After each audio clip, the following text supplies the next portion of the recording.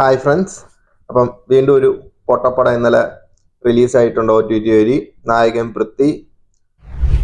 പ്രതി അത്രയ്ക്ക് പൊട്ടപ്പടമൊന്നുമല്ല, പക്ഷെങ്കിൽ ആ ഒരു പ്രൊഡക്ഷൻ കോസ്റ്റിന്റെ നല്ല ഇത് നമുക്ക് കാണാൻ പറ്റുന്നുണ്ട് അതിൽ. ഇത് ചെറിയൊരു ഷോർട്ട് ഫിലിം ആയിരുന്നു സിനിമ ആക്കേണ്ടിയിരുന്നത്. ഒരു അരമണിക്കൂറിൽ കൂടുതൽ കണ്ടന്റ് ഇല്ല, അരമണിക്കൂറും ഇല്ല കണ്ടന്റ്.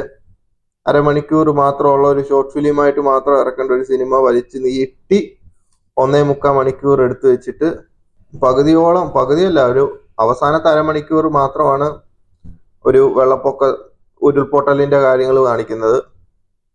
അതിനു മുമ്പ് കാണിക്കുന്നതൊക്കെ അതിന്റെ ഒരു ഇതിലോട്ട് വരാനെ കൊണ്ടുള്ള ഒരു കണക്ഷൻ മാത്രമായിരുന്നു.